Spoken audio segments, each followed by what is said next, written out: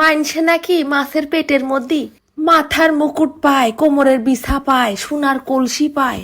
আর আমি কি পাইলাম? ছিঁড়া খেতা সেলাই করা সুতো। আসসালামু আলাইকুম। তা তোমরা এইসব পাঙাশ মাছের তো বাইসে টাইসে খাও তো, নাকি এইসব সহই মেরে দাও? তবে বড় সাইজের পাঙাশ মাছ ছাড়া এসব হজমি নালিটালি আবার অত চোখে মিলানো যায় না। নিয়ে নিছি 2 পিস পাঙাশ মাছ। ঠিক কয়জন মিলে খাওয়া যাবে কদিনই? 2 জন, 4 জন, 5 জন, 6 জন। আর আমি যদি কই প্রায় 12 থেকে 13 জন মিলে খাওয়া যাবে। কি শুনে অবাক লাগতেছে?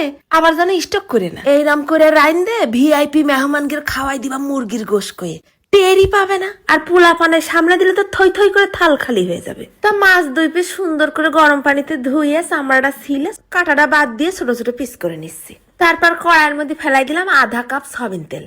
এরপর দিচ্ছি প্রায় 1 মুঠ খানিক পেঁয়াজ কুচি। খুব সুন্দর করে বেরেস্তার মতো লাল লাল করে ভাইজে নেব।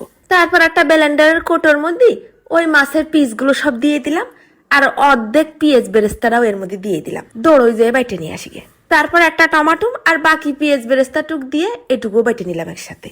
আজকের পুরো রান্নাটা হবে আল ফজল ফ্রেশ ফুডের মশলা গুঁড়ো দিয়ে। একই ব্র্যান্ডের পায়ে যাবানে সমস্ত গুঁড়ো মশলা, হলুদ, জিরে, ধইনে, মরিচ। আর একটা জিনিস ভাইবে খুবই ভালো লাগতেছে, বাংলাদেশে এই প্রথম বাংলাদেশি কোনো ব্র্যান্ড মাছের মশলা তৈরি করেছে, যে মশলাটা যে কোনো মাছের আষ্টি গন্ধ দূর করতে ম্যাজিকের মতন কাজ করবে না।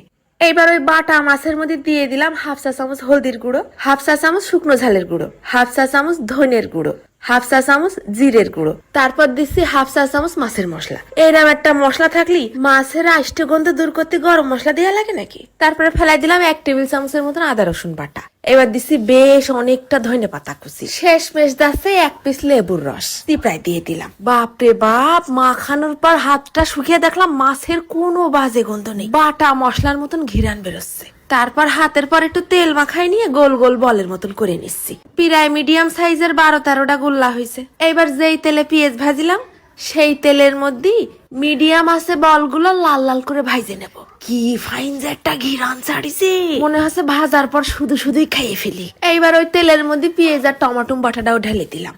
তারপর কোটোটা ধুয়ে একটু পানি দিয়ে এর মধ্যে দিয়ে দিলাম আরো 1 টেবিল চামচের মতন আদা রসুন বাটা। তারপর দিয়ে দিচ্ছি আল ফজলের 1/2 চা চামচ হলদির গুঁড়ো, 1/2 চা চামচ শুকনো ঝালের গুঁড়ো, 1/2 চা চামচ ধনের গুঁড়ো, 1/2 চা চামচ জিরের গুঁড়ো। শেষমেশ এই সময়ও আবার দিয়ে দিচ্ছি 1/2 চা চামচের মতন মাছের মশলা। সুন্দর করে নাড়ে চেড়ে কষাই নিয়ে মশলাটা একেবারে তেল উঠা উঠা ভাব করে নিচ্ছি। ফেলাই দিলাম কিছুটা নুন আর প্রায় 3 টেবিল চামচের মতন টক দই। মশলাটা ফাইন করে নাড়ে চেড়ে ভুনে নিয়ে এর মধ্যে ফেলাই দেবো ভাজা মাছের বলগুলো। এরপর বলগুলোও মশলার সাথে খুব সুন্দর করে ভুনে নিতে হবে না। মারে দিলাম আবার 8 গ্লাস মতন পানি। তারপর ঢাইকে দেবো। ফুটে উঠেছে যখন বেশ টকবক করে, তখন দিয়ে দিলাম আবার ধনে পাতা কুচি। হয়ে গেছে আমার পাঙাশ মাছের কোপ্তা কারি। কালার দেখিছো? কালার দেখেই তো জিভলের পানিটা একেবারে ঝলমল করতেছে। তা যে কোনো মাছ দিয়ে কিন্তু এই কোপ্তা কারিটা বানাতে পারবানি, কোনো সমস্যা নেই। বহুত দিন হলো মশলা নিয়ে কাজ করি। এই মশলাগুলো দিয়ে রান্না করে যে স্বাদ আর ঘিরানটা পাইছি, তাতে মনে হলো মশলাগুলো একেবারে টাটকা। তোমাকে জাগে জাগে দরকার আমি ক্যাপশনে আর কমেন্টে পেজ লিঙ্ক দিয়ে দিবানে, নিয়ে নিতে পারবানি।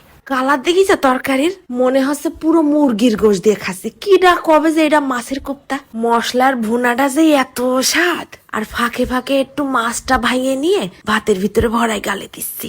ওফ, পাঙাশ মাছের আরো 1 লেভেল উপরে নিয়ে চলে গেল রে পাগলা। এরাম করে রাইন দে যারা কোনোদিন পাঙাশ মাছ খায়নি তাদেরও খাওয়ায় অবাক করে দাও। এত মজা লাগিছে। তা তোমরাও একদিন রাইন দে খাইয়ে